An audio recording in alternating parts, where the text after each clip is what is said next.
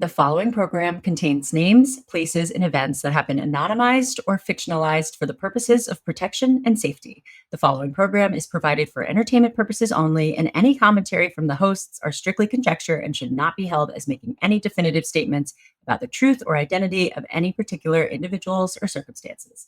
If you or a loved one are involved in an abusive relationship, please call the National Domestic Violence Hotline at 1-800-799-7233 for support.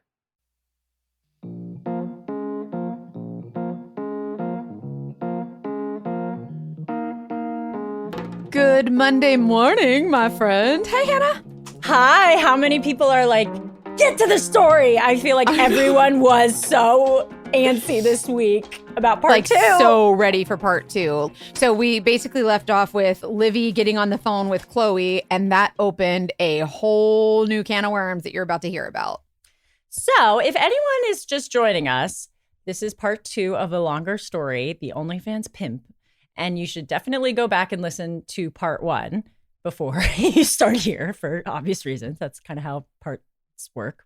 I kind of like when we break it up into two. I know it's difficult, but it's nice to see the conversation in between because we can like respond right now. We're recording this on Friday before this comes out on Monday. So it's kind of, I don't know, I think it makes the story even better. But let's recap part one just for people to remember what happened. And also, but if you message me about this episode, please don't use the word pimp in my messages because TikTok banned me for a month from messaging because they thought I was doing sexual services with the baby daddy stories. So we got to use, I've been using like an exclamation point for the I, or OnlyFans, I'll use a zero. Yeah. You got to get a little creative. Because I could not even post. They were like, we do not like this. Like you are like, it was wild. So let's keep that out of my messages. Baby daddy. You're a pimpin' baby daddy. Wild. Just kidding. You're not. You're just slinging makeup. That's all. That's all. That's Guys, legit. let her live. Let her live. Let me do what I do. So recap. Okay. So Livy basically meets this guy who's much older than her. And when I say much older, we're talking like 10 years. We don't exactly 10 know years. because he kind of lied. Oh, yeah, true. I feel like age gaps are less of a thing when you're like, once you get into your late 20s and beyond. But when you're 21, it's like somebody who's 25 feels like a huge age gap, in my opinion. At least that's how it felt true. for me. And like this guy who's much older took advantage of the fact that she was young and a little bit inexperienced. And she believed him because she had no reason not to. And she followed his lead when it came to the OnlyFans. And he totally manipulated her. And it got to the point where she was like, this is, she started kind of realizing what was going on. She gets on the phone with Chloe. And like I said, a whole nother can of worms that we're about to hear about. Yeah. So the first story is a lot of how they get to know each other and how he kind of subtly gets himself into her life. He definitely grooms her into trusting him. Somebody reached out like not knowing what grooming meant. And that's kind of just when somebody is really manipulative and strategic about making you trust them and feel secure and dependent emotionally or otherwise on someone. So then they can have an easier time manipulating you. And in this case, he manipulated and essentially trafficked her on OnlyFans. We can call it that. I think it is trafficking. Like it's legitimately trafficking and like by definition. And so I think that I love that we're sharing these stories because then we had a follower of ours on the Instagram reach out with this acronym called DARVO. Hannah, you want to share what DARVO is? Yes, I looked it up. So shout out to Carrie, a follower who sent this acronym DARVO. And she was like, this is exactly what he was doing. So it stands for deny, attack, and reverse victim and offender. So in this case, when Livy was like, hey, you are forcing me to do something I don't want to do, whatever. He's whatever like, it is. No. He said, right, deny. And then the gaslighting, he turns it around and is like, you're not holding up your end of the deal. And then like, you're making it really hard for me. You're being a bad partner, reversing the victim and offender roles. So deny, attack, and then reverse victim and offender. Darvo is, how many times has that come up? So narcissistic and 100% manipulative, the whole thing. So let's listen and see if he does some Darvo dancing with Chloe, because Chloe is going to share her side of the story with Jay. And Chloe was amazing. I love both of them. Let's get into it. I know everybody's like, shut up, let's get into it. All right, let's go.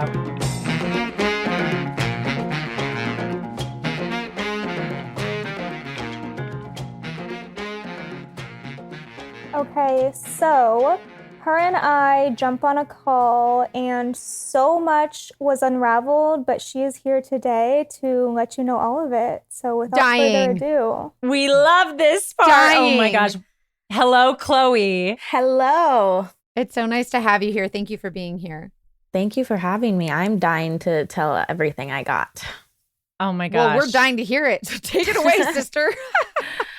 Okay, I'll just start kind of like life before him. I was in Hawaii for 4 years before I met him. I was working at like a hookah bar, buy me a drink bar. I don't know if you guys are familiar with that, but it's just, explain. It's just kind of like where you like dress up. Guys will come in, buy you some drinks, and you get paid for it.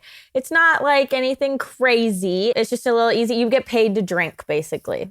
Oh, wow. Simple as that. That sounds fun. I'm glad I didn't know about that in college. It was a great job when I was, yeah, exactly. It was a great job when I was 21, but, but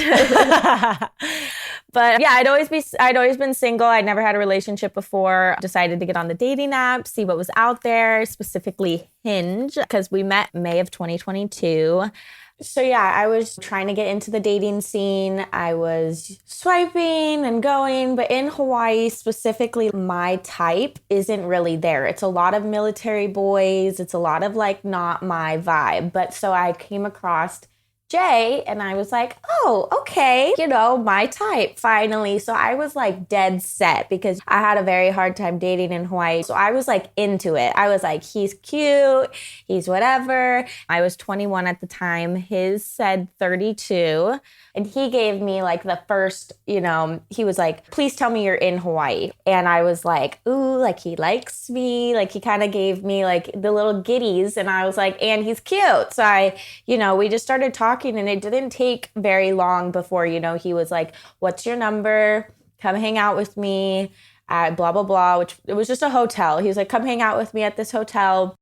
And we met up. I almost didn't go in. I was having like a whole panic attack because it was my first date and whatever. My impressions on him on the first date was for sure like he's super successful. He's telling me about all of these things. I feel like if anybody else was listening to it, they would have been like, you kind of are spitting out a lot of stuff that doesn't really add up, or it kind of sounds like you're gloating. But for me, I was like, little 21-year-old me, I was just like, oh, he seems so successful. Like, I really want to date an older guy who's like, has his stuff together, like he was rich. He had lots of cars. He was very successful. He was Cabo, Vegas, San Diego. So my first impressions was he was very successful. He had his shit together.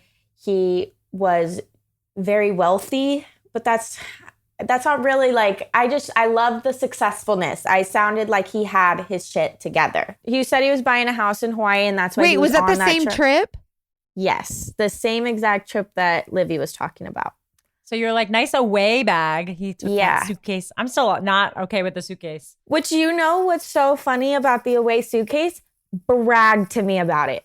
Brag to me about it. The audacity. Yeah, he was like, this is my sister's bag. Sister! It's always the sister. It's always the sister. Isn't it so cool? Yeah, whole thing. Bragged about the whole thing. It was actually funny because when Livy and I talked about that, I said something and she's like, that was mine. And like, my God. He told me the same things, well-connected, was working with the famous drummer, all of those things. He even told me he was getting a call from him during our date, like stopped our conversation, was like, I'm getting a call from him 1 second, and like took the call, which I honestly just think it was Livy at the time. Now that I didn't know it at the time, but now I'm thinking that. But yeah, first date, we hung out at the hotel the whole time. It was good. He was talking my ear off. I thought he was just the most amazing human in the world. I remember going to my friends after and being like, he was so cool. The whole time he was apparently suicidal talking to Livy. That's what's so crazy to me. He had a big smile on his face, all these things, but the whole time he was telling, two girls something different. But yeah, he ended up moving hotels twice, which was weird to me at the time.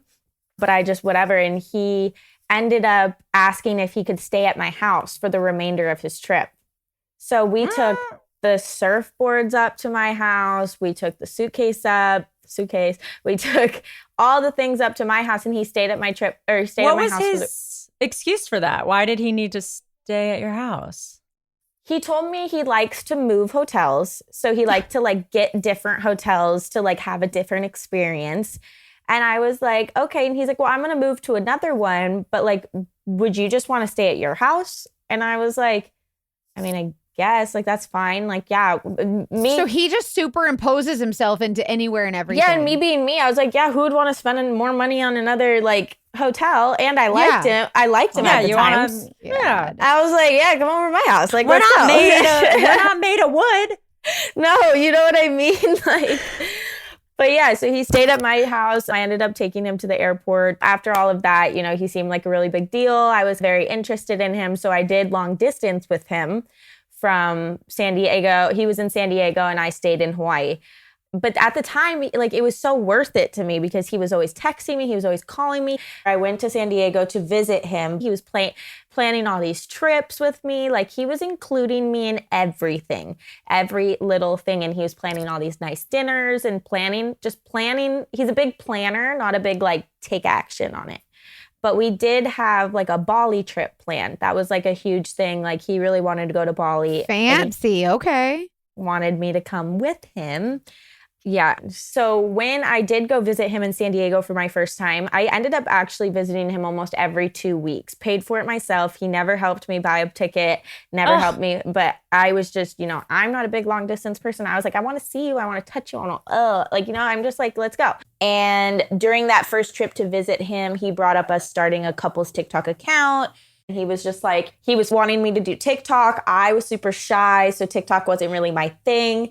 But he brought it up maybe the first time, and I was like, I'm really shy. I don't really want to do that. And maybe like the second time I flew out there, I was like, all right, let's do it. And he would always have the ideas. He would always be the one to like come up with things, and I would just be doing them with him. And he framed this TikTok account as like, this is a start to our empire. Like, we can make money off of this. We can get views off of this. We can get brand deals out of this. We can, you know, it was definitely a money-based situation. And then after we started the TikTok, he started bringing up OnlyFans. I was complaining about my job and how I was kind of over it. Like, I was just like, I don't want to drink anymore, the hangovers, blah, blah, blah, blah, blah. And he was like, well, you should just do OnlyFans. Like, I have like a marketing company. I have a management company. Like, you should just do it. And I'm like, no, I really don't want to do it. Like, I don't want my parents to see. I don't want to be an OnlyFans girl. And he would constantly bring it up whenever I'd be like, oh, I want to make more money, or I want to do this. And he'd be like, we should build an empire together. Like, let's do this. Let's like make sure that we get like, let's build this empire. Let's create this. And I just really did not want to do it. Like, I was not comfortable with it, but he just kept bringing it up. He would always subtly bring it up when I'm complaining about money, or I'm complaining about my job, or I'm saying, hey, I can't fly out. And he'd be like, well, you could if you just did OnlyFans type thing. And there was one trip where he was really upset about my job. He hated my job, obviously, because it was kind of like men-based in a way. So he called me a slut a lot. He'd call me a whore, say like I have sex for money, which I just want to put out there that was not true. I really just drank. And then after I got back, and literally like right when I walked in my front door coming back from visiting him, I get this text from Jay about an email that he got. The first email kind of was like, hey, you're dating a whore. She's prostituting herself out. She just uses men. She will take all your money. She's not who she says she is. The person said, I know her. She was dancing on my lap. He was portraying to be like a customer that used to come in. And my stomach just dropped because I'm like, who is this? Why are they saying these things about me? Who could it possibly be? Why? Where? When? Who is this? Like, my brain just started and I'm just like, I immediately texted him like, I'm so sorry. Like, what is this? Like, who is this? And he's just like, I don't fucking know. Like, why don't you fucking tell me type thing? And it's just, you know, it was just him yelling at me, and I'm trying to be like, wait, don't believe this. This isn't true. Like, don't believe a thing that you're hearing right now. And he's just like, no, I'm going to believe it type thing. Who's into smutty books and anything romance? Somebody just recommended one to me that I really want to read. Anyway, that's not what I'm here for. I'm here to talk about Dipsea, because Dipsea is an app for anyone who loves romance of any kind. I love romance. Mackenzie makes fun of me because I always want people to kiss. And unfortunately, on this show, kissing is not always a good thing, because usually someone is kissing a million other people at the same time. But on Dipsea, which is an app for hundreds of short, sexy audio stories, you're not going to find dogfish type stories. You're going to find all of your fantasies, essentially. So it's designed by women for women. But what I love about it is that it has scenarios for everybody, like any gender orientation.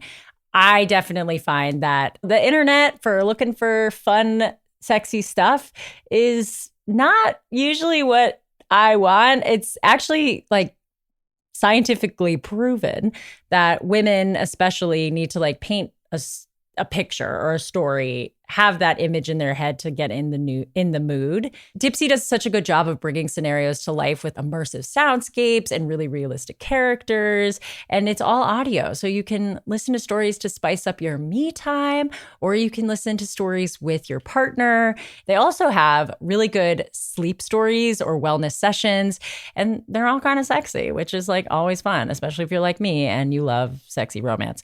So Dipsea can really be your go-to place to spice up anything you are looking for. It's so fun. I really love it. And I've loved it before we got to do ads with them. I heard about it on a podcast years ago, tried it myself, and thought it was like a really healthy and better alternative for a lot of sexual exploration. So I'm like pinching myself every time I get to do an ad.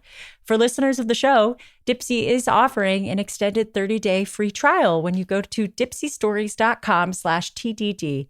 That's 30 days of full access for free when you go to DIPSEA stories.com/TDD, dipseastories.com/TDD. Okay, love it. Back to the story. After he got that email, he made it clear he wanted me to quit. Like, he never specifically said, you need to quit your job. It was I'm not dealing with this. If you continue, I'm breaking up with you. This is absolutely not okay.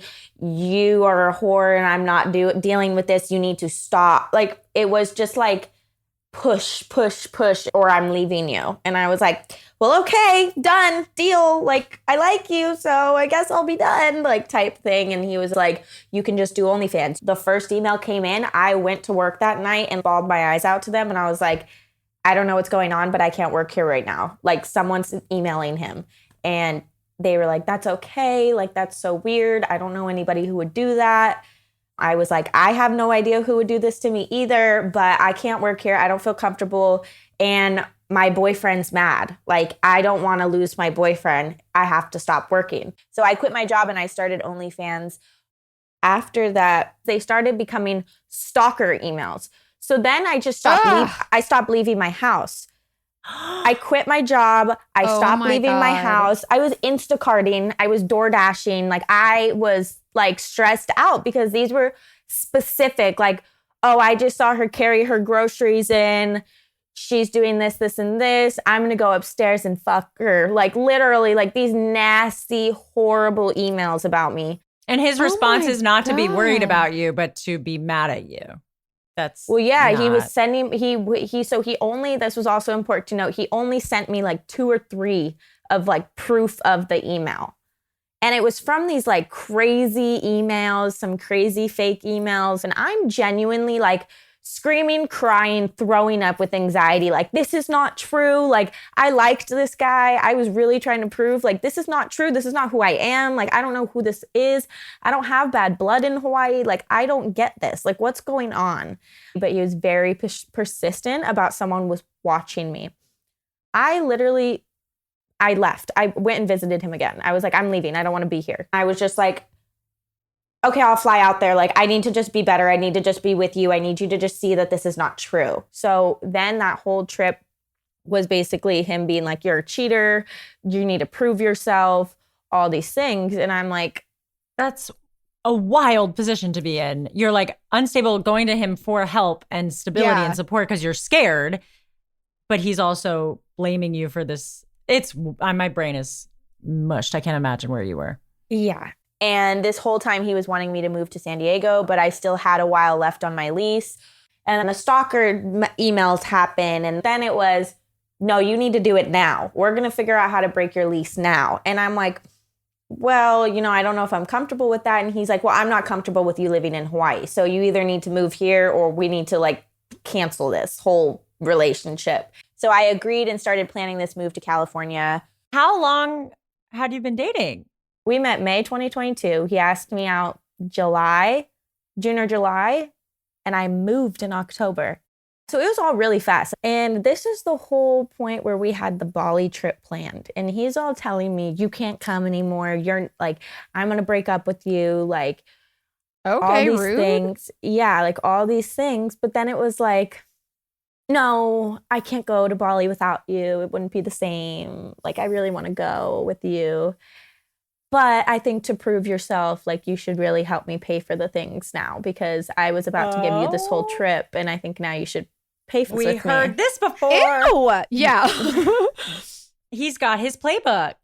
Yes, exactly. He literally has a thing for everything. That's what I realized. So he begged me and basically forced me to pay for all the hotels and all of everywhere we basically stayed. And if I didn't pay for it with my own money, he took all my credit card points. He literally went in and bought hotels with my credit card points, big hotels, gorgeous hotels in Bali with my credit card points. God. I had no credit card points. I had 90,000 and I had none by the end of the trip. Took them all.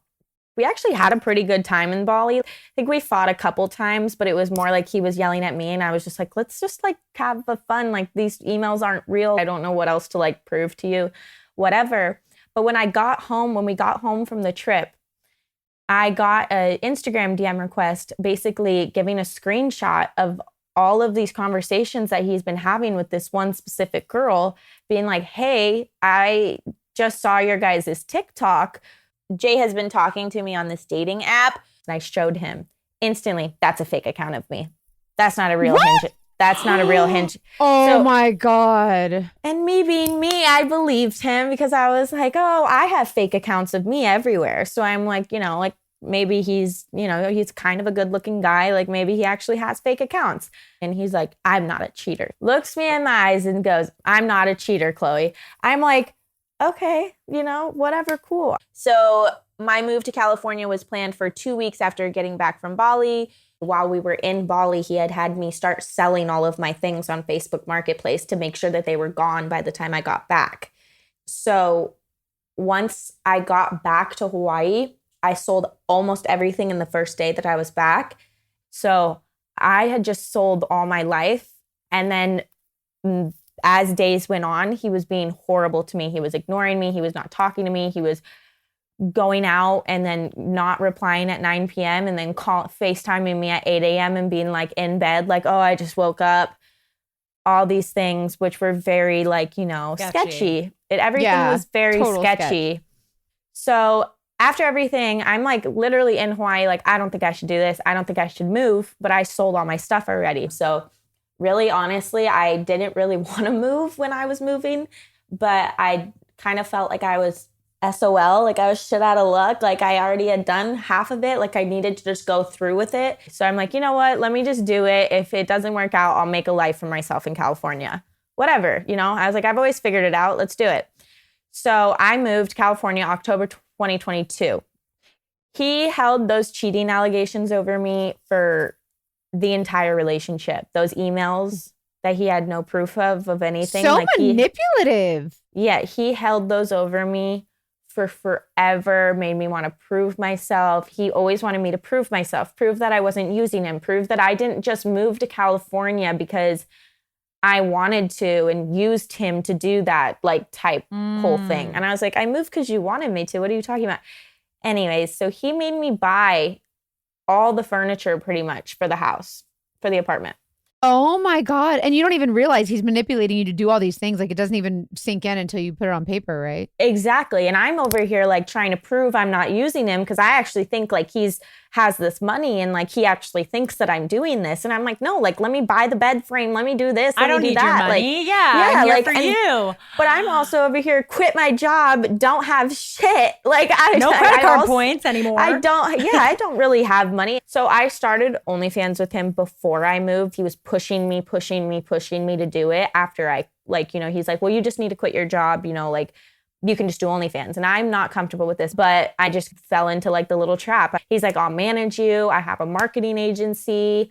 I can do all these things that help you. Like you won't even have to do anything. You just create the content. Like everything's done for you. It's easy. It's done. It's cool. So yeah, so he was proposing it like the whole time, like while I'm begging him to be with me and like doing all this stuff and I'm quitting my job and all these things. And he's like, well, just do it. And I'm like, okay, fine, I'll do it for you. Like as long as you take me back type thing. I also really needed the money. I broke my lease to move to California. Like I did a lot of things. I didn't even really sell my things for good amounts of money. I just sold them. And OnlyFans made me uncomfortable. He said he had the whole agency that handled the whole business side and all the weight came off my shoulders for 50% of my earnings. He said he'll do all of that for me, but they're going to take 50% because he needs to pay out the marketers. He needs to pay the promotion fees. He needs to pay the chatters. He needs to pay all of these people. And I'm like, okay, I don't know any better. So I'm like, okay, cool, whatever. That's how it works. Yeah, that's how it works to me. So when I first moved, he was constantly gone. He was at the office, at the real estate office, working, whatever he was doing, lunches, all these open houses, all these things. So I was at home putting furniture together, doing all these things by myself, and I felt very isolated. I also had no car. I had no way of leaving. I had no way of doing anything. I felt very alone. I felt very isolated, and he also was never there. On top of the fact that I built all the furniture in that house. Like the entire house was furnished by me. And then he'd come home and be like, okay, what are you gonna make for dinner? That type of thing. Like I was very like housewife status for nothing. I'm working like days and nights. Like I am constantly being forced to work. It was always like, well, I'm at work. Why aren't you working? I got to be on TikTok live. I got to be on OnlyFans live. I got to be posting. I'm constantly making content. He was pushing the TikTok lives for sure. Like pushing TikTok lives because that is a good way to grow on OnlyFans. I was on TikTok live probably like 2 to 4 hours a day, whether that would be 30 minutes, another 30, an hour, another hour. Once it started getting more and OnlyFans started getting posted on more and he started posting me on Reddit more and stuff like that and everything started getting to go and all this stuff, it was you need to make 3 TikToks a day on 3 accounts and then you need to go live for at least an hour. And so when he would go to his job, I would sit on live the entire time he was gone. And if I didn't, he would text me and be like, what are you doing? Why aren't you on live? Why aren't you getting shit done? After OnlyFans started getting good, he was then pushing OnlyFans live. So then I was like, that's a whole new segment. Now you have to get naked in front of everybody. You're not just sitting on camera on TikTok live, you're sitting on OnlyFans live, which is so much different. And then he was just like making up all these tip menus and it would be like flash tits for $20 for 30 seconds or, you know, do a spank for $5 or like just random things that are, you know, very demeaning. Like I begged him to at least keep the live money. Because I'm like, that's my money. I'm getting that money. Like if I made $1,500 from showing my body and you didn't do anything, why should you keep it? And it was like, that's not how business works. Never was the 50% negotiable. Never did he not get paid for what he needed to get paid for. It just made me feel very like an object. It just made me feel very, you know, just put yourself in front of the camera and make me some money. Bitch, like honestly, that's how I felt. It's really bad. He keeps pushing me to do all these things and I'm just getting so much more uncomfortable with it. But if you say no, it's well, you're not going to make any money that way. So I don't know what you're thinking. Like, you're just not going to be able, like, it's not going to be good enough for the men. Like, the men need bullying. More. He's bullying. Exactly. He's got a certain form of gaslighting in a way too. It's just like, you know. He like forced your dependency on it. And then 100%. Once you're there, it's easy to take more. Yeah, and he would post nudes of me on Reddit that actually he still has up. He still has the whole account. I can't get it back from him, so he has access to the entire thing. That's awful. Yeah, I'm working on trying to get it removed, but it's not as easy as I thought it would so be. Sorry. Makes me so mad. Yeah, it makes me mad too. Oh. But yeah, I only found that out by looking at the Reddit post. He never asked me for permission or anything. I just looked and I was like in the shower and I was like, what the fuck is this? Like, and he would just, be like, what? We need money. Like, you need, not we. He would always say, you need the money. He'd be like, yeah. I'm doing this for you. Of course. Yeah. Oh, always. It'd be like, I gave you this. I did this for you. I gave you this life. You never made this much money before me. You didn't have a life before me. You were drinking for money before me. Like, okay, cool. I was 21. Of course I was drinking for money. Who wouldn't? He isolated me a ton. And I mean, the first thing was moving me away from everything I knew for the last 4 years and moving me to a completely different state, which I'm pretty good at moving to places and not knowing people. But this was different when you have someone controlling if you go outside or not. Like, it was very controlled. I was very isolated. I had no friends. When I mean no friends, like, I had absolutely no one. I met one person from my apartment complex and he hated me seeing her because I'd be like, have a good time with her and come back and be happy. And he'd just be like, ugh, like, whatever. Horrible attitude towards it. Did you know that your temperature at night can have one of the greatest impacts on your sleep quality? If you wake up too hot or too cold, my husband is the hot one. He's a freaking furnace. I highly recommend you check out Miracle Made's bed sheets. They are inspired by NASA. Miracle Made uses silver-infused fabrics and makes temperature-regulating bedding so you can sleep at the perfect temperature all night long. Babe, can you please share your experience with your sweating at night and your... So I naturally sleep hot. However, it's like 10 times hotter because somebody always wants to double up the covers on me and then lay on top of those covers because she gets hot underneath the covers. So here I am, double layered, insulated with another warm body on top. And it just makes it 10 times worse. At least with these sheets, I've noticed a huge difference to where I'm not, waking up drenched. Ever since we've been using the Miracle Made sheets, like, he's not sweaty anymore. It's much cooler for him. And I'm someone who gets really cold at night and he gets really, really hot. So I love these sheets. And also, oh, babe, did you know that traditional bed sheets can harbor more bacteria than a toilet seat? Oh, yeah. Gross. Yeah. Ooh, gross. It can lead to acne, allergies, stuffy noses. It is really gross. Miracle Made offers a whole line of self-cleaning, eco-friendly bedding like sheets, pillowcases, comforters, and they prevent 99% of bacteria and require 3 times less laundry, which is really nice. Go to trymiracle.com/TDD to try Miracle Made sheets today. And whether you're buying them for yourself or your husband who sweats a lot or has a gift for anyone, if you order today, you can save over 40%. And if you use our promo TDD at checkout, you'll get 3 free towels and save an extra 20%. Miracle is so confident in their product, it's backed with a 30-day money-back guarantee. So if you aren't 100% satisfied, you'll get a full refund, but they won't need it, will they? Nope. And your epidermis will thank you. Upgrade your sleep with Miracle Made. Go to trymiracle.com/TDD and use the code TDD to claim your free 3-piece towel set and save over 40% off. Again, that's trymiracle.com/TDD to treat yourself or your husband. Thank you, Miracle Made, for sponsoring this episode. There was one night he went out and I wasn't allowed to go to this rave thing because I love rave music. And then one of my favorite artists was playing and I wasn't allowed to go by myself, which was annoying. But like at the same time, like I understood because I was like, I don't know anyone here. I don't even know how to get around San Diego. So how am I supposed to go to this rave by myself? Whatever. So that night I get on Bumble BFF because I'm like, I'm going to find some friends because I'm not missing another rave. Like, wait, there's a Bumble BFF? Yes, I've used it too, and it's great. Highly recommend. It's amazing. Like to find a friend, like a girlfriend to chill with? Yeah, it's like a dating app for friends. Are these just like genuinely like people just literally just trying to find cool friends? Yeah. Yes. And you can put like interests. I have one friend, shout out to Simone. We both were like, is this weird? And now we're still friends. We're two writers and like it's the most beautiful little thing. Bumble BFF, y'all. Yeah. Not sponsored. Everyone that I know from here, mostly I've met from Bumble BFF.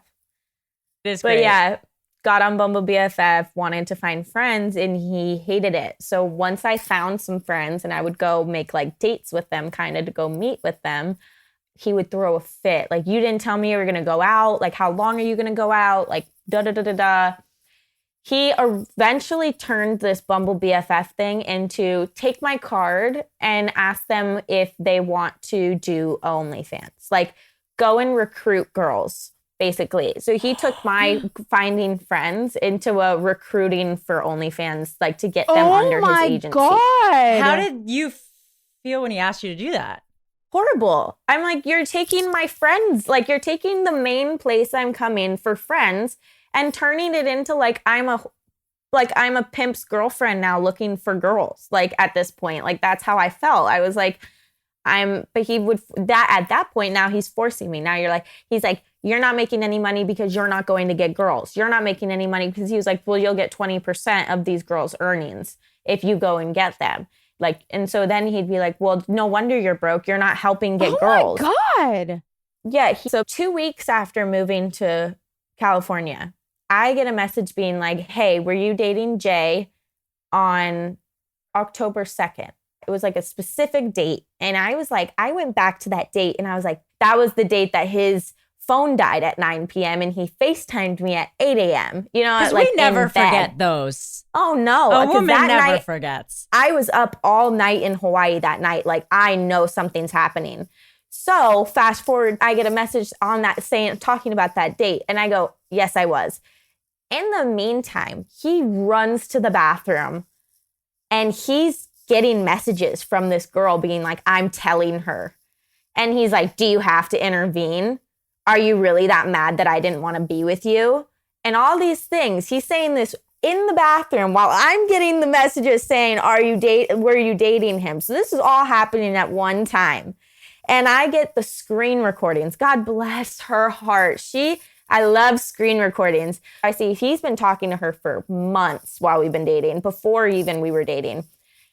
The one message I specifically see is that time when I was laying in bed with him before I moved all my stuff in Hawaii, and he was like, you're being a cheater. You're going to go cheat on me. Message. And he rolled over at like 12 something at midnight and messaged her being like, what are you doing this weekend? Or what are you doing this week? Making the plan after just calling me a cheater and saying I would never cheat ever in my life to me. Oh my God. So she actually told me he took her to a music festival. He got a hotel for her. They had sex, all of the 9 yards, and he completely dropped her after. But he told you that. Well, no, she said that. Oh, she's saying that. I'm sorry. I thought you just said that he told you that. Okay, got it. Well, yeah, no, he said different things. Sure. But yeah, bless her heart. She was amazing. She gave me everything I needed. I'm shaking at this point. He comes out of the bathroom and like gets on his hands and knees and was just like, I have to tell you something. I'm having all this anxiety. And I'm like, I already fucking know. Like, you know what I mean? Like, I already know. Like, bitch, stand up. Yeah, literally get off your hands and knees. He's like begging. And I'm just like shaking, and you know, we go through this whole thing. He gives me all of these excuses, but the major excuse that he gave me was that he didn't think I was serious about dating him. This is while I just moved my entire life. He said he didn't think I was serious about dating him. And that's why he had to talk to other girls. That's why he needed to go. Yes. So I basically decided to just be like, you know what? That's fine. We're going to be even about this, because he was constantly harassing me about the emails. Ever since I moved, ever since the email started, it was, well, the email said that you're this. Well, the email said, so are you this? Are you using me? That type of thing.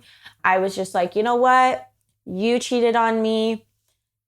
I didn't really do anything, but we'll just make sure, we'll just use the emails and we'll use your cheating and we'll just say, we're going to call it even. You're not going to bring up the emails. I won't bring up the cheating thing. I almost was just like, can you just stop talking about it? Because it's not actually true. And I guess I'll just have to take you cheating on me truly and actually as like a, all right, let's call it even type of deal. Let's write you off. You're good. We're now not mad at each other. Let's start off from brand new. But after, that specific one, we kind of moved on from that. And I was a psycho about trying to find him on dating apps. But it was just trying to find out if like I really made a mistake and if he actually didn't think that I was serious about him and that's actually the reason that he cheated on me, or if I'd been delusional the entire time and I didn't see it coming and I needed to catch the next one. I had Bumble subscriptions to like change the locations because he was huge about changing his location. So he would be in North Carolina sometimes. Like he'd be in Utah sometimes. He'd be in Boston. He'd be in New York. He'd be in LA. He'd You be mean in his Vegas. app was, not physically him. He No, was his changing app. the setting. If anybody's not sure, you can pay more to expand your search to cities where you're not physically in. Correct. So he was just looking all over the world. Yeah, he was. Well, he not discriminating. He would even do it like he had a bachelor trip in Canada. And so before his trip in Canada, I went and looked to see if he was in there. He was right there. I was like, what are you trying to do? Trying to find some girls before you go on the trip, basically. So I would constantly find him on these dating apps and I still would just be like, delete it. And he'd be like, okay, I did. And then he would never do it. And I would just find him somewhere else or whatever. That was one thing that I wish I would have just taken and run with it because I found him so many times. It was kind of ridiculous how many I let him get away with. It's a tricky thing because, of course, hindsight, we're like, there it is. But I am curious about what was going through your head in those moments. Like, just obviously you're dependent on him financially, so he makes you believe. I felt like I could not leave for multiple reasons. One of them being the isolation. I didn't know anybody in California. And a huge thing for me was I didn't want to move back to my parents' house and I didn't want anybody to be the reason that I did. I could have gone back to my parents' house and I want everyone to know that I could have, but I still chose not to because of my like inner, it felt like failure to me. And that just got into my head a lot too. I just was like, I don't want him to be the reason that I moved back to my parents' house. And I kept wanting to give him the time of day. I kept wanting to see if he would stop cheating on me. I wanted to be the one for him. I had such a messed up way of thinking with this situation because he made me feel like I was so loved by him. And then his actions made me feel so much different. On top of the fact is I had never been cheated on before. I had never been with anybody before. I honestly looked at this cheating. It wasn't that bad. Like it was crazy to me. It was hurtful. It was disgusting. But in my world, I was like, oh, P cheated again. It became so normal for me that it was just like, oh, well, he's done worse. Oh, well, he's done worse. Well, he can fix this. This is not that crazy. Or I would completely believe what he said to me of why that excuse was. He had such a strong grip on my brain at the time. Like I almost felt brainwashed by him in a little bit of the way that like he had control of my OnlyFans. He had control of my finances. I don't even feel like I was thinking for myself. It's so weird because when I look back at like the last year and a half of my life, that was not me. I speak up for myself. I was so just brainwashed. It honestly felt like I was a kid and I was kidnapped when I was 1 and I grew up with somebody that told me that they were my parents and I was just like, okay. And that was my life from then on. Like I felt so brainwashed and so controlled and I just felt like I couldn't make decisions for myself. He made decisions for me. And that's kind of like, I felt like a little kid who was just kind of being control. I think he very much ran with the I've never been in a relationship aspect too. I'd never been yelled at by somebody that wasn't my family. I'd never been told what to do by someone that wasn't my family or my boss or whatever. I just felt, and I'd also never been in love before. So when I fell in love with him, in quotes, I was falling in love with the idea of someone taking care of me. I was falling in love with the idea that he was giving to me, like, I'm doing this for you. You didn't have anything before me. You are better now because of me. Like, he very much made me feel like I'm only the person that I am because of him. He has also made you believe that this is what you deserve too. He's kind of like pushed you down enough that by now you're like, I guess my boyfriend's just going to sometimes go on apps cheat on and me. That's all I can get. That's the worst feeling. I'm so sorry. Yeah, and then he would say he was on there for looking for validation because I didn't give him any. Oh my. That is such a thing, the blaming. What a crybaby. What a crock. Ew. He knew he was really good at like manipulating and you into making you feel like crap so that you would do whatever it is he wanted you to do. Mm-hmm. So my birthday is shortly after I moved to California. He leaves me alone for my birthday and I have no friends. I'm still friends with the two girls that hung out with me on my birthday from Bumble BFF. It was my first time meeting them and they both hung out with me. I love them. I'm still friends with them till this day. That's amazing. We love them so much. Oh, we are not sponsored by Bumble BFF, but I would love to be. Yeah. But yeah, he leaves me alone on my birthday to go on a bachelor trip in Costa Rica. So I honestly kind of trusted this trip. Like, I really didn't think anything crazy was going to happen in Costa Rica. And he was kind of on his good behavior. Like, he was messaging me like the normal, the bare minimum. But then on my actual birthday, he ignores me my entire birthday. He does not talk to me. He maybe said hi, happy birthday. After that, he would not talk to me. He started a fight with me that night and told me I'm a crazy and I don't On your birthday? Yeah, from Costa Rica. Ew. That I have a drinking. Yeah, that I have a drinking problem and I can't control my liquor and all these things. And I'm not even drunk. I'm literally think I'm smoking a joint. I don't know if I could say that, but I'm outside smoking, whatever. You're in California, right? Yeah, exactly. And I am totally chill. Like, I maybe had a couple drinks. I'm not like I wasn't a huge drinker, but he always said I had a problem with alcohol. Always said because I would get drunk sometimes and speak my mind. Which he doesn't like. Things that I wouldn't say when I was sober. Yeah, things I would keep myself because I knew he'd get mad, whatever, and I'd just get the courage to say it. The liquid courage, a little bit. Anyways, he ignores me my whole birthday, starts a fight with me, and adds a couple girls on Instagram. I have his location at the time, and I'm seeing him going through the Costa Rica woods at like 2 a.m. after he's like ignoring me. And he later that morning told me he was asleep the whole time, and he went to home early, and he fell asleep. And I was like, well, that's crazy because your phone wasn't asleep. You were moving through the Costa Rica jungle. Like, what are you talking about? He's like, I sleepwalk. Oh, no, he told me that he fell asleep on the way home from the bars, and that's what he meant by he was sleeping. Okay. Mackenzie and I don't particularly cook. It's not a thing that we do. We do many other things. We're very cute. I don't like it. But it's fine because I do have Daily Harvest, which we love. I like the Daily Harvest stuff. Yeah, it's a really great service that sends you meals, and they're either frozen meals that you heat up and they taste really good, or they have smoothies. They have all kinds of like options based on what you want, and it's really healthy and really easy. And it takes the guesswork out. It's like we don't have to cook, which is all we want. Seriously. Well, and also I'm on a weight loss journey. So a lot of times, because I'm not someone who cooks, I like to try to find something easy and fast. And like, there's a lot of things that say easy to prep or whatever. And I look at it and the ingredients are full of things that like most people on a weight loss journey or most people just try to avoid in general.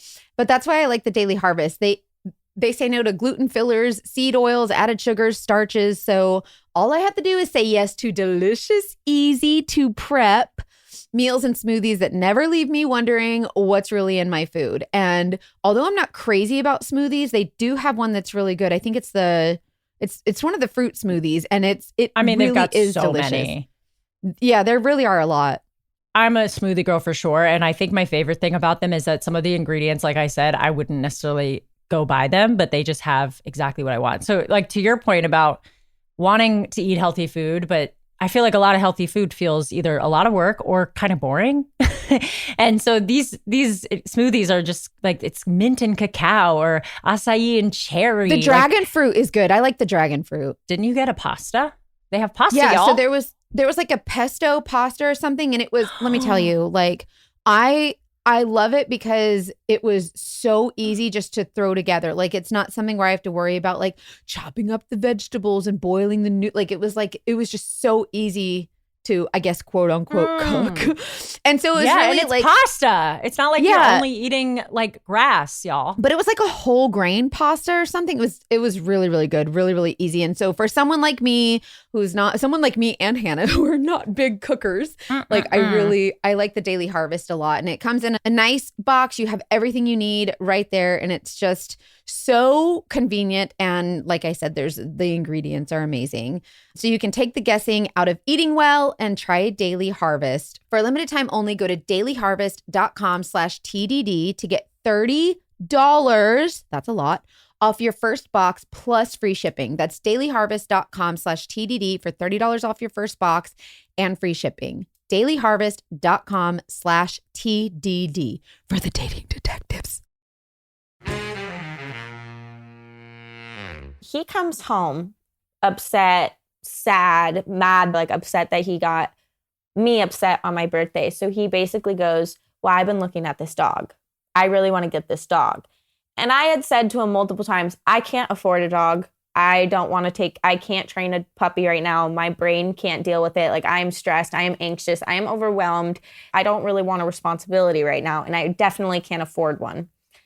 He doesn't give a shit. He goes and gets that dog and he makes this entire TikTok about it on our couple account being like, this is a whole fake TikTok, just to let you guys know. I knew he was getting the dog. It was not a surprise. And he definitely didn't get it for me because of my anxiety and my loneliness. He got it for me because he cheated on me in Costa Rica. But he makes this whole TikTok saying, hi guys, like I'm surprising her. She's been super anxious lately. And I don't know, she just moved to California for me. And she doesn't really have a lot of people, and I feel bad for how lonely she's been. So I really just wanted to get her something that makes her feel better. And so I'm surprising her with this dog and and he forced me to make this whole thing. And I had to be like, oh my God, look at her. Like, oh my God. You're ruining these. I love these videos and now I'll never believe that. They're fake. They're fake. That's horrible. Yeah, that one was fun. Made the whole TikTok about it and promised me I wasn't going to be financially responsible for it. The minute he handed me my dog, he never took care of her after that. He never bought her anything. He never took her on a walk. He never trained her. He never paid for her training. He never paid for her food. Nothing. So the minute that dog was given to me, I took complete financial and full taking care responsibility of her. But I do love my dog. I am very happy that I got her out of this. She is my literal best friend, but we go everywhere together. So that is one very great thing that came out of this. So I ended up getting a job at Tesla because now I'm financially responsible for a dog and I don't want to do OnlyFans anymore. I'm sick of it. I don't want to do it anymore. So I get a job at Tesla. A girl that I met in the apartment complex we moved into helped me get. So I'm kind of friends with her now. I'm making friends at Tesla. I'm gone from 9 to 6 every day. You know, you would think that he likes that freedom, but he's telling me to quit every day. I'm not putting enough energy into OnlyFans, which means he's not making money. So he's telling me to quit every day because I'm not wanting to do OnlyFans. So I'm at Tesla one day and I get a message from a girl, a long message basically saying, I'm dating Jay. Like, well, okay, I don't know why I just gasped because I am not surprised at all whatsoever, but it's fine. I know. I don't know why I gasped. That was silly. Yeah, we're like, no surprise. Surprise. It's still everything. It makes us, we're just mad. And she has had sex in my bed multiple times. She knows my dog, hangs out with my dog all the time. all these things, right? So I confront him, and he basically says that she is a crazy drug addict that he knows from college. Oh my God. Mind you, I have seen this name. I've seen this name come up on his phone before. And I was like, oh, who are you texting? And he was like, oh, this is my friend from college. She's in town right now. And I'm giving her recommendations of places to go and places to eat. And I'm like, okay, cool, whatever, done. 2 weeks later, I get the message from the same girl with the same profile picture he had on his phone that she has on her like Instagram. So I'm like, well, that connects really well. But yeah, she said that she was in like a full relationship with him. He goes up to Dana Point to see her. And I'm like, oh, he used to have a lot of real estate conferences in Dana Point. How freaking crazy. Oh, how convenient. So yeah, he told me that she was a crazy drug addict from college that he was trying to help get better, and that someone from college had reached out and asked him to help her. And I'm like, this is the same girl that you told me was getting needed dinner recommendations. And he's like, well, I just didn't want to tell you. I didn't know like all these things. And I'm like, well, she's saying she's had sex in my bed, the bed that I paid for. I don't think you guys, I don't think anyone remembers the fact that I paid the bed frame, the dresser, the mattress, the comforter, the everything. And I have to come home and sleep in that. You know, he didn't wash the sheets or any of that. Ew. Not to mention the disgusting health-related issues of all of this. I mean, yes, we know and that. I talked to her and she was like, I saw your TikTok account. Everyone saw our TikTok account, which is like so insane why he would continue to do the TikToks, because that's how I was catching him. Big Yeah. question mark there. What a I've also been dumbass. thinking that. Why would he want that? It's almost like he wants this attention. I don't know. It was a big thing for me too, that I was constantly like going over my head, and I'm like, why are we posting these? And then I stopped wanting to post them because I felt like the stupid girl. Because now he's getting posted on pages and they're talking about me, being like, yeah, he has this girlfriend. She won't leave him. I've already told her. Like, and I'm like, come on, like, don't yell at me. I'm trapped. Like, but yeah. So yeah, I after that whole thing, you know, I still continued dating him. He just was kind of like, you know, if you're going to believe her, then we're going to break up. And she's this crazy drug addict. She's going to say anything to get us to break up. And I'm just like, no, but wait, I don't have anything. Like, don't break up with me. So it was kind of really lame in that way, as I really had great evidence of for sure cheating in my bed. He actually texted me that day also asking when I was coming home, which I wish I would have just drove home at that second, honestly. But yeah, I had no one. I was scared. I was scared that he was going to leave me broke, homeless, and without anything. So I stayed with him again after that cheating scandal. Oh. But right after that whole cheating scandal, that is when I got the call from Livy. When I got the DM from Livy, I was actually at work at Tesla working. I was very anxious already because I had already found out about the whole sleeping in my bed cheating scandal situation. So I was already very anxious. I was already like constantly checking my DMs because I, you know, was scared of those hey girly DMs now because I had gotten them so many times already. But I actually saw her comment like, hey girl, check your DM. And I noticed her name and I like ran to my DMs. I was at work and I completely just logged off, like at work, like my brain shut off. I like completely went into that. I think I had to go deliver a car.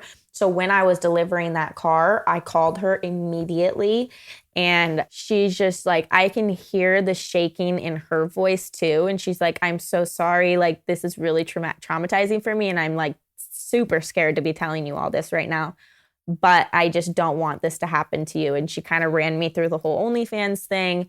She ran me through the cheating. She ran me through the cars. She ran me through everything that I really knew. Like, she had told me pretty much everything that had already been happening to me. To you.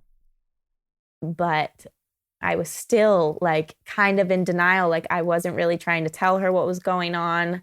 She had been like, is this happening to you? Like, I saw you're doing OnlyFans. And I was just like, yeah, like, he has cheated on me, I think. Like, you know, I was just being very bland with it. I was telling her like, oh, I had done OnlyFans before him, which was not true. So I was just being very short with her. But the whole time she was telling me things, like deep down, I was like, holy shit, this is happening to me. I think this like, but then at the same time, the like brainwashed girl was also like, he would never do this to you. She was the crazy ex. Why are you even listening to her? You can't. And then I was also like, the whole time I was terrified of telling him. Like, I was terrified of telling him that I talked to his ex because I knew he was just going to scream at me, not listen to any of the things I had questions about. Because anytime that I found out he was doing something, you know, he would always put it back against me and make it my fault. So I didn't really want to do anything about it. She was sending me messages that he was sending her in the same breath, basically being like, I hope that, you know, I hope your doctor, like threatening her to go sue her at her job and threatening her. And once I saw that, I decided I was going to confront him about this. I showed him the message that Livy sent me, and it was him threatening her. And I was like, what is going on? Like, this is insane. Like, why are you threatening this girl? Like, who are you? Like, I've never heard these like horrible words come out of your mouth. Like, and he was just like, oh, let me see this, and like took my phone. And then that's when he sent the message to Livy being like, I've never experienced this before. I'm sorry you guys had this experience, but I've never experienced it before. Like, you guys need to leave him alone. I really think that you Oh my goodness. So my God. Took your phone and sent that. And then Livy, I love her. She like ha'd it and then blocked my number. Which, you know, was good because I would do the same thing because that was like another way of him contacting her through me, kind of, you know. So she blocked me on everything. So I didn't talk to her again until October 2023. So from January 2023 to October, I didn't talk to her and I stayed with him. But I feel like I always had her in the back of my mind because I'm like, I never knew he was sending these horrible messages to them. So I'm like, I just hope he stops. So fast forwarding a little bit to Valentine's, because I spent every major holiday by myself. My birthday, Valentine's. That is awful.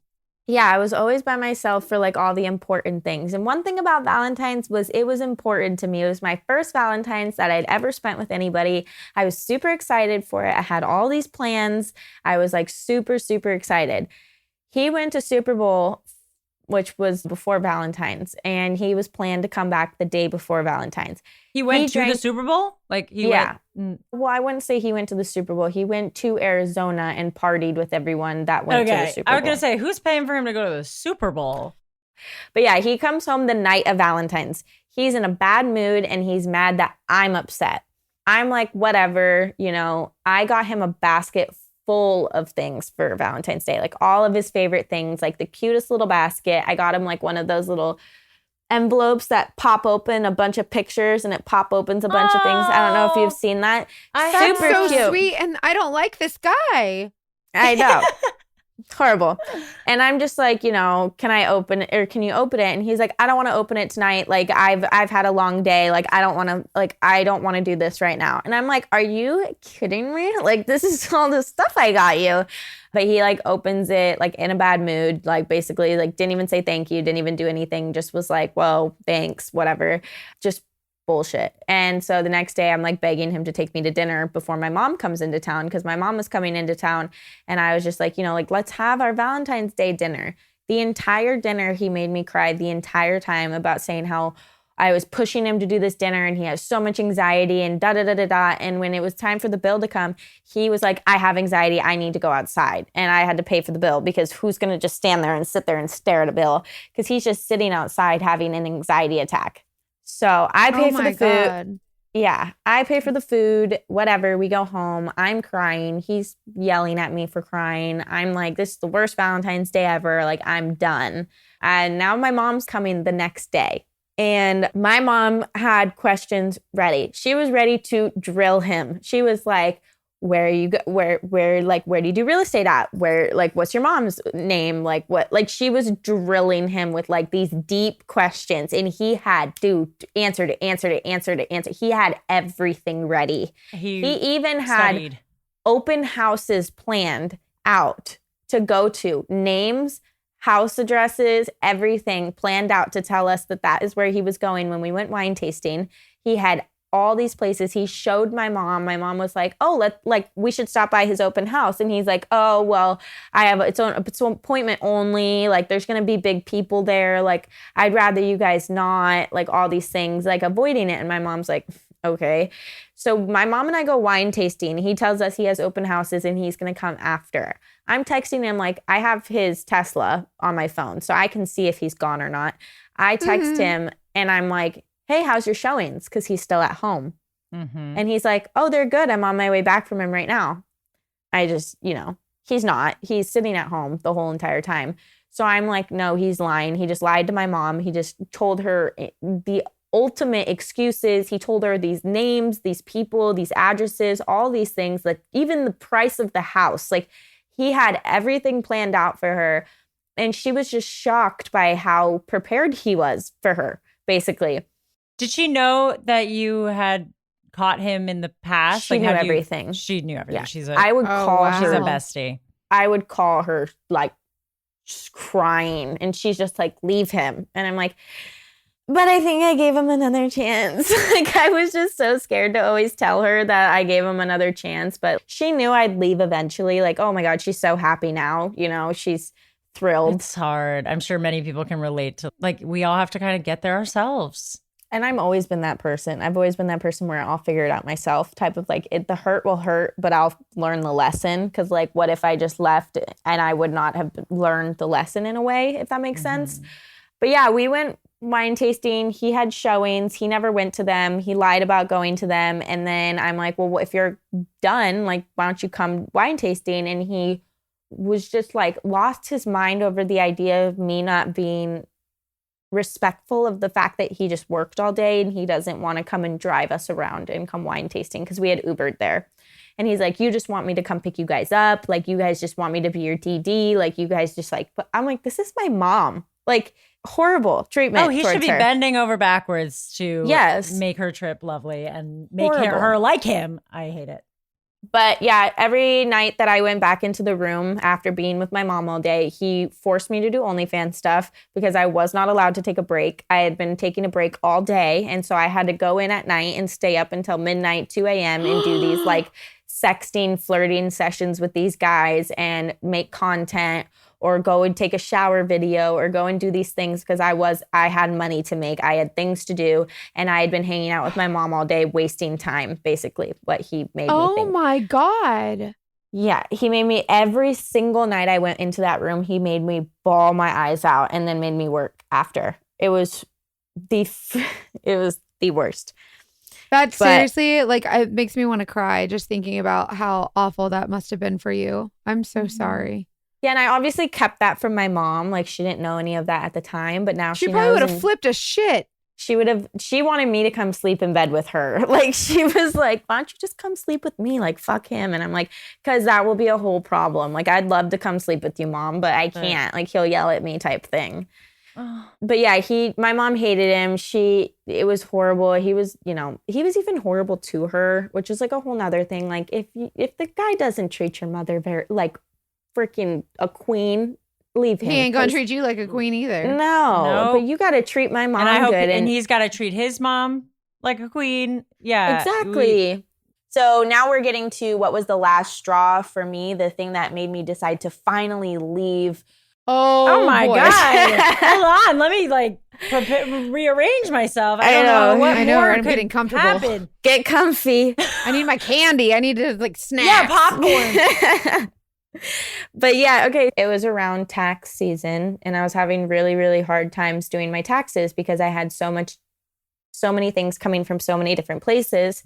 And meaning like OnlyFans and now Tesla. And I had stuff from Hawaii and I had all these things. And then for OnlyFans, you owe, so I'm like trying to figure out things to write off. It's super hard. You're also like still, 22 at this point? Yeah, I'm 22 at that point. Yeah. And I'm, I had my mom help me do my taxes every single year. And then I was like, well, this is OnlyFans. I got to do it by myself now. Do it myself. It's so complicated. So yeah, my texts were super hard. And then he was like, oh, let's get a business platinum card for the LLC. So then we can just put all your business expenses on there and it'll be easier to write them off. And he was like, and then also if we get a business platinum card, we can get like the lounges and stuff and we can make our traveling a little bit easier. He was planning a trip to Turkey for his friend's wedding. So I was like, that sounds great in my head.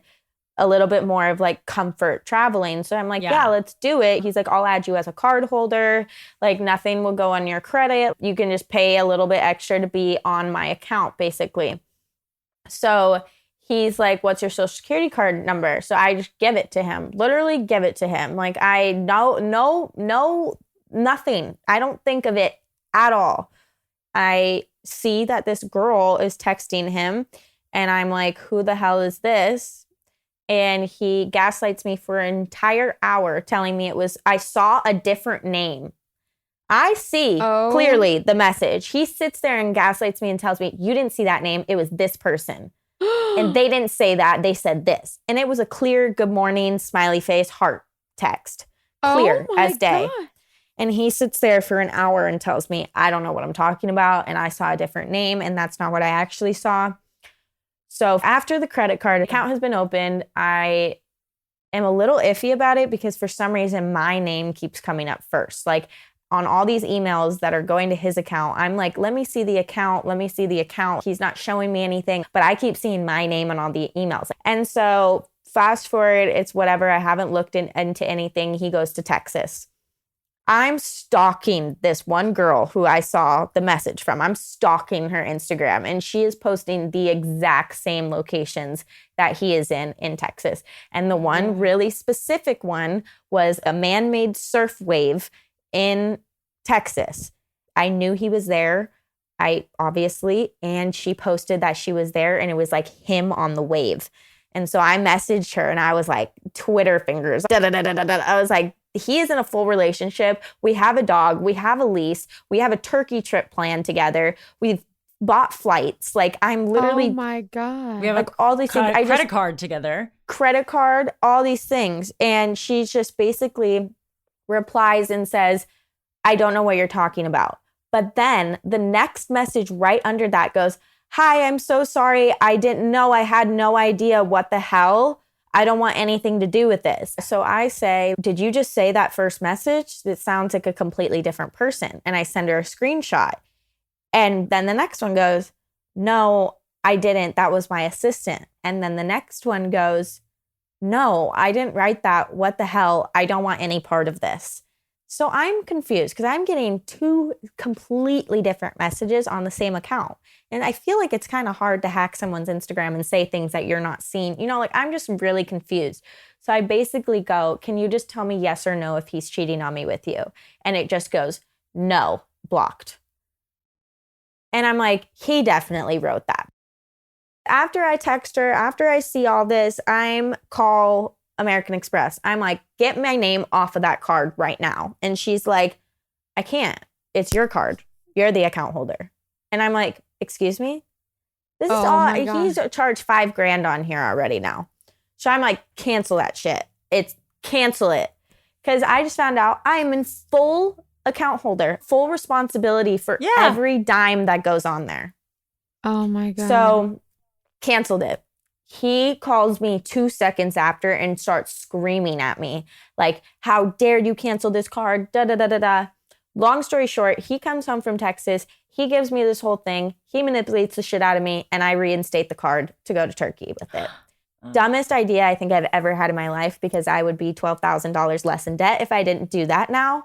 But reinstated it. He put the whole Turkey trip, $12,000. He's put tables that he's went out and got drunk at. He's put hotels that he went out and cheated on me with. He's put his food, his bills, his car insurance, his health bills all on it. This is all stuff I'm paying off now to this day. And I'm just like, I think he's going to pay it off. I'm just like, I've never seen him not pay something in a way. Like I really haven't. But in a way, he always paid it with my money. Right. So I'm like really thinking like, oh, he's really going to pay this. He's not going to leave me in debt. Like this is crazy. This is a crazy amount of money to leave somebody in debt for. But after, We reinstated it. He charged all this stuff from Turkey. While we were in Turkey, I saw him texting the same girl, the one from Texas. I started seeing that he was texting her, like sending her TikTok, sending her all these things. So I lose my mind, obviously, because I'm like, why am I in Turkey with you? Like, why did I come here? You should have just brought her at this point. And he threatens to leave me in Turkey. Oh my God. Like left the hotel. He threatened to just leave me there. I was up crying all night. Like That's so I was scary. sick. Like I was like, my stomach was sick. And I'm like terrified to obviously get left in Turkey because I don't know.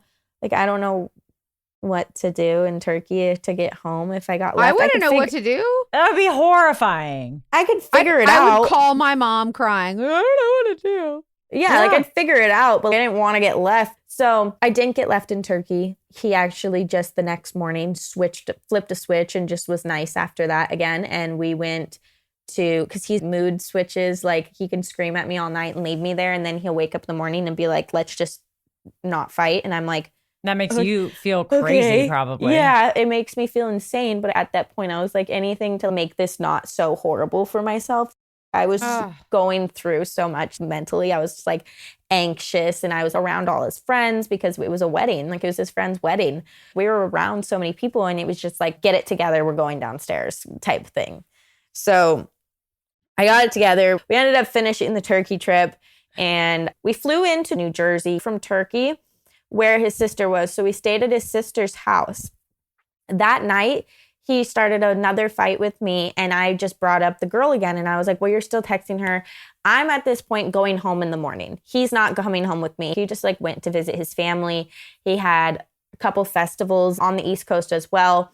So he stayed. I returned home after Turkey, after staying at his sister's that one night.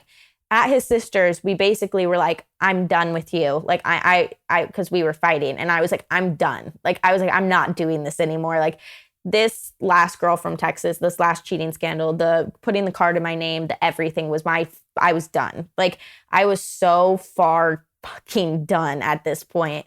And we basically, I'm just like, I'm done. And so we go to bed. I wake up in the morning and I just go to leave. And he's like, you're really going to leave? I can't believe you're just going to go home and not talk to me at all. Like, are we breaking up then? And I'm just like, I don't know, Jay. I'm just done. I need to go home. I need my dog. I need to figure things out. So I go home after Turkey and he was gone for a month. He went to lots of places, did the festival, and then he ended up going to Italy for another wedding that I was just like, I am not going with you. Like, it's done. That month that he was gone, he put more of that onto the credit card. So we're in big debt on this credit card. During the time he was gone for that entire month, over 10 boxes of his things started showing up at the door. Like, oh my boxes of things, which named Jenny from Vegas. You know, it was coming from Vegas and it was coming from the ex Jenny. Okay. Boxes of things. Like, I mean, old like cords, Xboxes, shoes, clothes, belts, like cooking stuff, like random shit, which was so answered a lot of questions because it was so confusing why he didn't have anything to his name when I first met him. Like, he only had some clothes, he only had a little bit of stuff. So all of these things come in, like these crazy amount of things, and I never knew about it. So I'm just like, I was never informed all of his crap was being sent over. So I'm like, what is all of this stuff? Like, you're not communicating with me. He's still cheating on me with this girl. And so after he came home from this month-long trip, we just agreed to like mutually break up because now it's September 2023. October is happening soon. The lease is ending in October. We're agreeing to like mutually break up. I'm like, I'm done. I can't do this. And he was like, we can break up, but you have to continue working with me. Like, he was, the business was his. My OnlyFans was not my own. All the accounts I've made, TikTok, Snapchat, Twitter, none of them were mine. They were all his. He said, you're going to take all of my work and, you know, just go and run with it. And I'm going to get nothing out of it. And all of these things, all of this work I've done for you, you're just going to take it. So I agree to work with him still, but break up. I had a plan working in my brain, but I was just like, I'll just say I'm going to work with him, but I'm not going to continue working with him. He's not going to get paid his last little bit. Like nothing, none of this is going to actually happen. So we agree to mutually break up, but we also agree that like he's going to leave and go on this festival trip and he's not going to come back until I'm out of the house, just so we can split. Clean break. Yeah. So as we do that, he's still working with me. He's like, you need to go on OnlyFans Live. So I'm like, okay, I'll do it. I make $1,500 that day. No one helps me. I'm the only one making that money. He immediately calls me. He's like, oh my God, you did so good. Hey, can you send me my half of that right now though? Because I need to do something and I need the money. And I was like, none of that half is yours. Are you fucking kidding me? I was like, you didn't do anything. I said, where was the agency? Where were the chatters? No one posted. No one did anything. What? No. And he was like, well, that's not how a business works. And I said, no, that's how a pimp works. I said, you're not getting my money. I was about to say. I was like, you're not getting my money. And he was like, it was $1,500. Like, what you want? $750? That's what you really want? It's like, you're really freaking out about that bad? And he lost his mind when I called him a pimp. But I'm like, it is what you are. Like, it is what you are. And I only realized that I was being pimped out right when that happened. Like, right when he was like, you will have to give me that $1,500. And I was like, I worked for that $1,500. And he was like, well, you have to give it to me. I was like, no, I actually don't, which is so crazy. Like, I'm going to keep that money. Felt wild to like get to that point. Yeah, I felt very empowered, but I was still very scared. It was nice to say all these things to him, but it was also like, it's also important to note that he was very like, I will ruin your life. I will make your life hell.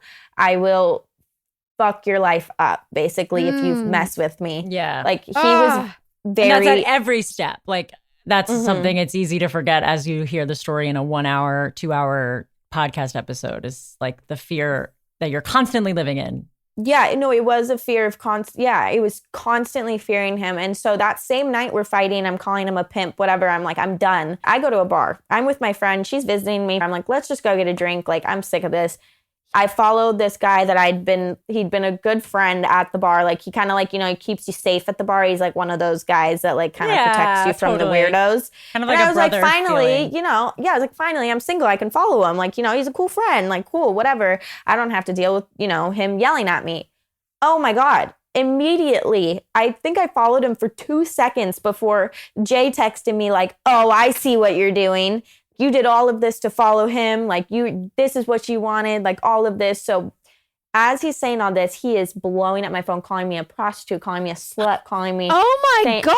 Saying all of these nasty things, saying horrible, horrible things. And as I'm at the bar, he hacked all of my social media.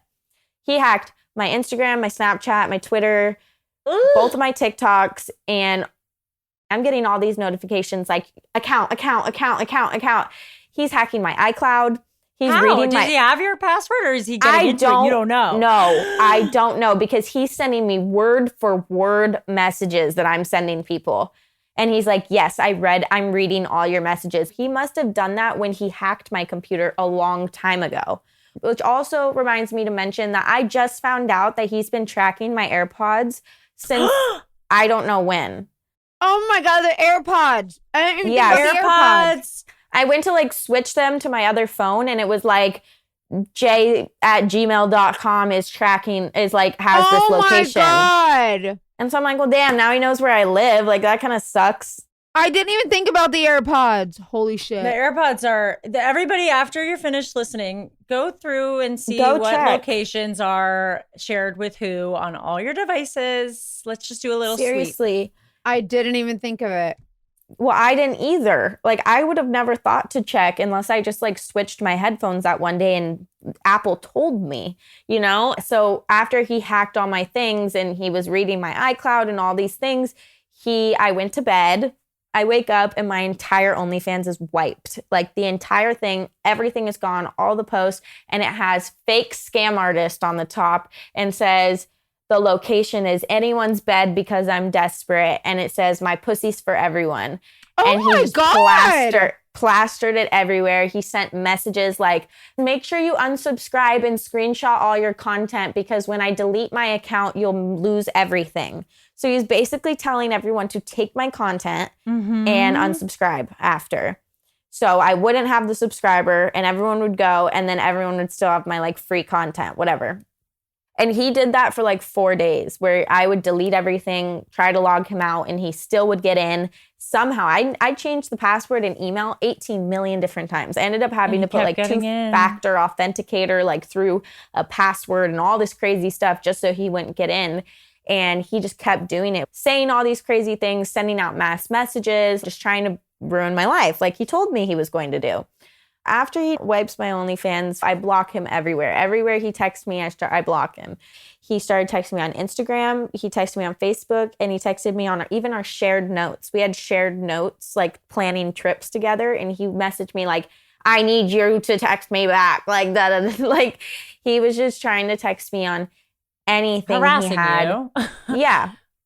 He started, like, all the threats started escalating. He told me, I'll make sure you don't stay in California. Like, I will make sure of it. And I was just like, I'm going to get a restraining order. Don't mess with me like that. Like, I'm not about the threats. I'm not about any of it. I was like, my dad will come down here and stay with me if he needs to. Like, we're not about that shit. So I go and get a TRO. It was accepted but denied in court. He showed up 2 days before with an attorney and I didn't have one. So I fought it by myself and I didn't get destroyed in court like he says I did. I wasn't really allowed to talk. Like I didn't really get a chance to talk or defend myself. His attorney was rude as hell and was obviously doing her job, but I'm just like, whatever. In court, I didn't get the restraining order because they were basically just like, he'll leave you alone since you guys are broken up now. And I was like, okay, I'll see you soon, Yeah. like, oh my God. Whatever. That's the worst. So I can actually go in there if he harasses me and be like, look, he's still harassing me and get it without a court date, which is nice. So I'm still under some type of protection because he knows he has to kind of like watch his mouth when he talks to me.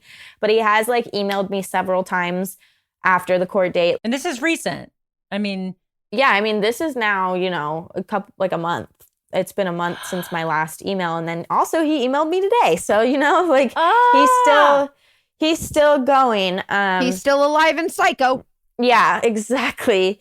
I've contacted him. So I've contacted him with a detailed statement of like what he owes me because he also gave me a huge story of why he can't put anything on his Affirm and asked me to put his Louis Vuitton bag from a secondhand designer store place that like sells the secondhand ones. He asked me to put that on my Affirm. And I was like, at the time, he was calling me a user. He was saying I was using him. So I was like, oh, just put it on mine. And he was like, okay, I'll pay it off right away. I just paid the leftover $1,000 off of the other day because my credit score dropped 150 because I got sent to collections. I got from the credit card debt that he put me in that I'm fully accountable for. American Express has not helped me whatsoever. I am like fully accountable for it. It's like, even though he charged everything on there, I'm still, because I'm the account holder, I'm responsible. And because I knew it was fraud and I reinstated it, I can't do anything about it. It's just dumb things that you learn. And then also he damaged the apartment. So when I moved out, I ran to like an Airbnb. I was like, I'm dipping out. I was like, I don't even want to be here. I ran to an Airbnb and I went to the apartment complex after making sure, it was okay. He trashed it. He left so much stuff in there. He put holes in the walls. Like he left things on the walls. He left dishes in the dishwasher, dishes in the sink, like disgusting. My God. And so I went in there and cleaned the whole place out like a day after the lease ended, after he was out.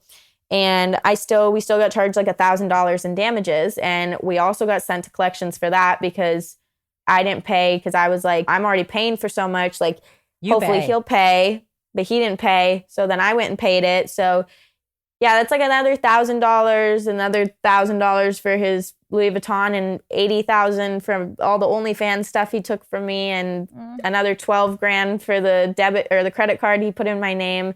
He just like almost stole like $100,000 from me, basically. He really got me, honestly. Like he did his thing. He got me for a lot of the money that he needed. That's for sure.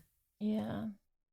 Post breakup, I'm trying to put my brain together and I'm just like, I need to reach out to Livy. Like, I need to reach out to her again. So I reach out through TikTok because that's the only place I knew where to reach out to her because I was blocked on everything else from before. And it took her a while to see it. I was honestly like really scared. I didn't know if like I wanted her to see it or not. I was like a little bit worried. But she immediately was like unblocked my number and texted me. She's like, "Hey girl, what's up?" And I was just like, yes, like Livy, like she's just such a girl's girl. Like she knew what happened to me and she knew I was manipulated. She knew what happened. She knew exactly what happened when she got that message. She was like, she got basically, like, you know, she got manipulated. So we just started talking. God, we were voice memoing the hell out of each other. We were like, oh my God, and then this, and then this. And we were just trauma bonding over all the things that were happening to us. And she also helped me figure out a lot about more of the cheating, the credit card fraud, the fake agencies, all the fake emails from the stalker. We bonded over the fat shaming. Like, I got fat shamed so much. I wasn't allowed to eat sugar either. Like, I was always getting yelled at for wanting dessert. That's so interesting. I want to hear more about the feeling of connecting and finally having somebody else in this isolation. It was so nice. I'm sure it was so cool for Livy, too, in a way. I mean, you know, she's here, so she can talk about it, too. But yeah, Livy, feel free. Yeah, literally. Just the validation was crazy. And like when you go through things like this, like you can tell your friends, you can tell your family, you can tell your new boyfriend, and everyone around me is, thank God, so loving and supportive and understanding. And of course they believe me, but nobody understands it like someone else who has been through it. And like I said, you know, they all believe me, but they're kind of like, oh, you know, that's really crazy. But no one gets what it's like to go through it and then not even know like what was real, what wasn't, you know, and then putting more pieces together. It's incredible. It's emotional. It's healing. We have such a sweet friendship now. If nothing else, I've made the best friend in the world through Jay. If one good thing comes out of this situation, it's girlhood, it's friendship, it's sisterhood, and all of the love in the world. 100%. I love that so much. I love that so much. Now, because now forever and ever, you always have someone that you can relate to when it comes to that situation. Oh my gosh. The amount of things that we both had happen to us at the same time, like even this is one that I'm seeing it on my notes and I have to say it, is he forced us to watch Tinder Swindler, both of us. I actually got forced to watch it 3 different times because I fell asleep the first 2 times, but he would be like, look at how crazy he is. Oh my God, I feel so bad for the women that are getting all this money stolen from them. Like, he made us watch Tinder Swindler. Meanwhile, he's watching it, taking notes in the background. He's like, what can I learn from this? Yeah. It was his sick way of showing us like, hey, this is happening to you and you're stupid for not even realizing it. Can I ask you guys a question? During this relationship, like we know obviously this guy was like a complete piece of crap, but obviously, like you stayed for the period of time that you did. So was there must have been a lot of times where you felt like comfortable or felt loved? Like, was that outweighed or did you just not see the bad things that he was doing? Like, do you know what I mean? Yeah, he was very good at making you feel good. In a way, like so I always talk about this, the way he like wanted to cuddle, like he would get so excited to cuddle. He would get like this little voice that he had, like it was just like this little baby voice. Like he would do like these baby voices to you. Like he would be like loving, but then it could just switch. Like he'd be like, I want to cuddle. Like I want to do this. I love you so much. But then we're fighting. Or if I want to, like it'd be like he does like, yeah, like just enough to keep you holding on. Yeah, like it was those little moments where like you crawl into bed and he's like happy to be there with you that you were like, oh, he loves me. But then it's like now that I'm thinking back, I'm like, oh, he was just matching me like a narcissist does. You know, he was just, you know, being in the same kind of vibe I was in at the time. Because if I was angry, he would be angry too. Back at me. But if I was in a good mood, I think it was easier for him to be in a good mood. You know, like I think he just matched vibes and being obedient to what he wants. Like, absolutely. I think that's something important to say is like it wasn't all horrible and every single day you're being actively all these things. It was such a mind F coming out because it's like, wait, we had inside jokes and like we laughed together and I bonded with his friends and family. That's where the denial comes in, where you're like, wait, no, I was in kind of a good relationship. Like he loved me and I loved him. He just has this and this. But that's important to say for other women. Like if you're having these doubts and you see some of these signs, like it's not all bad all the time for it still to be happening to you. Yeah, like there was a reason we stayed. Like there was like partial reasons minus like the manipulation and the feeling very dependent and all that type of stuff. Like manipulating and making me feel loved that's manipulating too. Like you were just manipulating me into thinking that you loved me. Well, and you want to believe that part. That's the part you want to hold on to. Well, I've just realized love is not that hard. Like love should not be that painful. I was thinking that too. We are all taught, everyone tells you like, oh, relationships are hard work. And that's not untrue. But I think it makes it hard to distinguish between when it's abusive. Like you sometimes. Yeah, when it's so hard, it's not worth it. And you should never, ever feel unwanted, unloved, unattractive, a bother, a pain in the ass, like nothing. Like you should never feel like that. No, you're never a problem. One thing I want to say to women is he very, very, very made a point of is he would always be like, well, I've never hit you. I've never been physical with you. You know, I've never hit you though. And I just want to say, like, no matter if it's not physical, like, I'm messed up from this man, like, traumatized. My brain is it's wired a different way now. Like, mental abuse is not the same as physical, but it can really mess you up. Because I was always like, well, he never hit me. Well, he doesn't hit me. It could be worse. That's not true. Like, it is bad. You are going through what you're going through. Like, mental abuse is horrible as well. And I just, like, I don't know. It's kind of gross, like him making the point always like, well, I didn't hit you. Well, I've never hit you. So you can't. Like he's taking pride in it. Like, well, I didn't do the worst to you. That's and not the bar. That's something that a lot of people don't like. A lot of people, myself included, have been involved in a situation where I'm like, well, it wasn't that. So I guess like it's not like it's fine.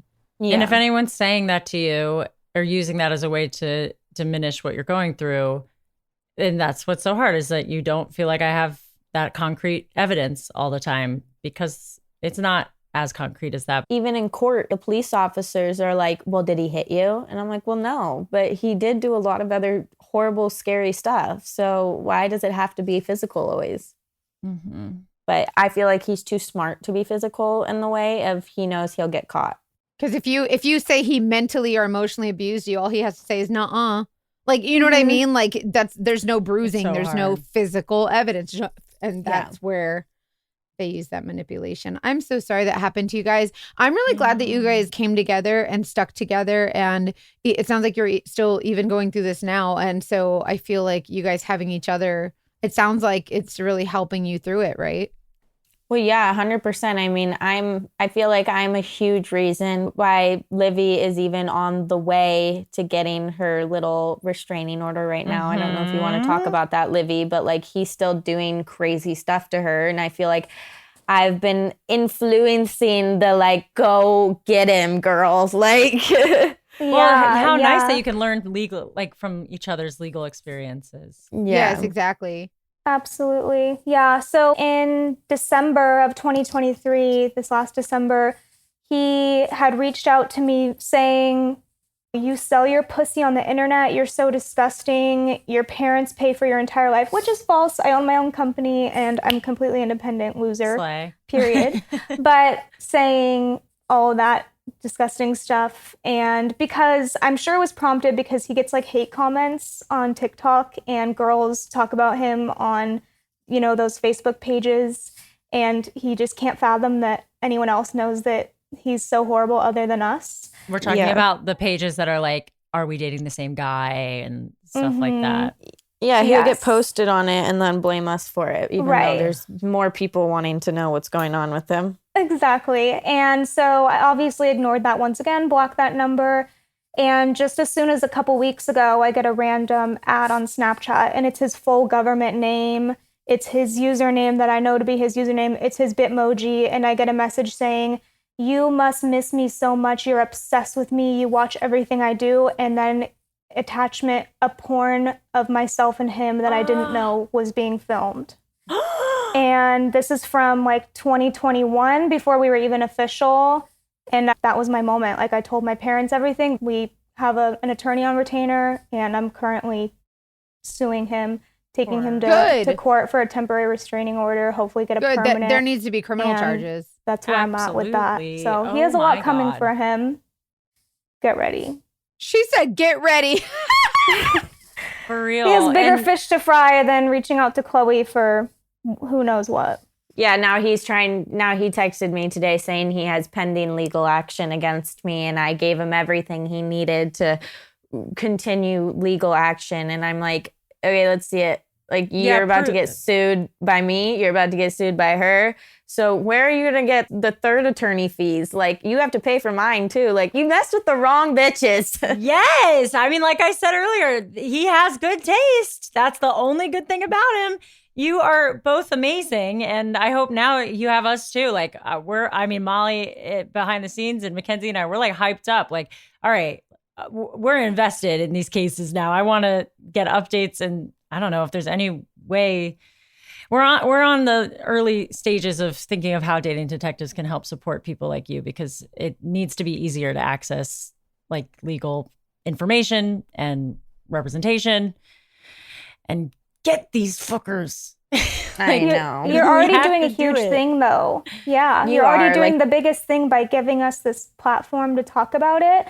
And even though it's anonymous and women might not know exactly who we're talking about unless they run into him, God forbid, but then other people in other parts of the world dealing with other men or predators in general will know the signs.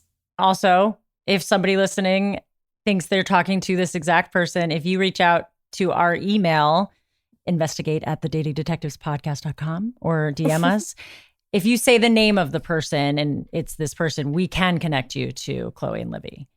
Or if you're going through this exact same thing, we want to share your story too. Yeah, that too. We will get on a girl's FaceTime and we will tell you everything, and we'll bond, and we'll keep you safe, girl. Yeah. You have support. We got you. Well, Chloe and Livy, I do hope that, we'll share with you what our audience responds to this story, because I am so confident that they're going to get so much out of it. We're all like, I'm obsessed with both of you. You're so great. And I hate that he put you guys through this. Obviously, there's like nothing else to say. You're just like on this journey for whatever stupid reason, but look what you're doing with it. So thank you for coming. Thank you. Thank you. We're happy to be here.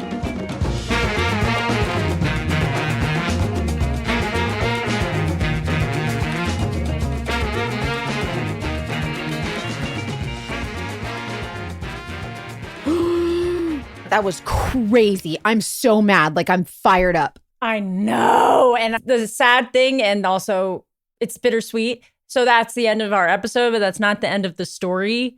Their relationship with this guy, in terms of holding him accountable, is ongoing. And we love Chloe and Livy so much. So we're going to keep up with them and keep y'all updated to the extent that we can. Also, I want to point out how brave these girls were telling this story, especially because it's ongoing, just because this is stuff that's so hard for a lot of people to talk about. So good for them for sharing it and using a platform like this to share their story, because if this is, especially since this is ongoing, this could be happening to so many other people, and some people have reached out thinking it's the same guy, which means that there's potential that this is happening with other people as well. And someone mentioned Andrew Tate. Have you heard of Andrew Tate? He's like he teaches how to groom and manipulate. Like, he literally teaches how to manipulate people in this way. It's crazy. Rude. Like, it's there's like there's a whole training on it. And that's like, he needs to be shut down. Like, if you guys have Andrew Tate stories, we need to hear those too. Oh yeah. Anyone in that camp of just treating women as less than human, or treating anyone as less than human. It's beyond comprehension that you mentioned this on the last episode. And I want to reiterate, like, the laws in place don't really protect people. They're not very in this protective. case. There's such a stigma for sex work or even abuse that is not necessarily violent or physical. And it just becomes so much harder to not only share your story, but see any accountability. That really hurts my heart. So if you have a story like this and you want to share it and you want to use this platform to get your story out and help other women potentially, like, you are not alone and we want to help you share your story. So please make sure you share with us. And if you follow us on the Instagram or on the TikTok at the Dating Detectives or is it the Dating Detectives Podcast? Dating Detectives Podcast. Yeah. So the Instagram and the TikTok is Dating Detectives Podcast. When you see us talking about this story, will you please comment or leave messages to show your love and support for Chloe and Livy, just so that they can see that they are supported, they are not alone, and it would just be really helpful to them to see all the love and support. And we want to share that with them. If you send us a private message or just comment.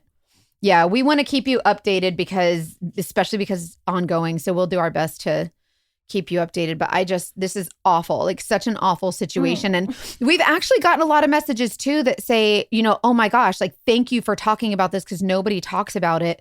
And I think everybody's afraid to, because is it abuse? Is it not? Is it trafficking? Is it not? And some people don't want to admit that they like did OnlyFans or did something that they might not be wanting to be public about. Like, it makes it really murky, but it is important to have a community of people who you can like go through that with. And I just hope that we all can find that. I don't know. I'm still thinking about this interview like every day. Also, I want to know and I'll be honest with you, like, I have my own story about like being friends with someone that we were connected to the same guy in a very manipulative kind of cheating way.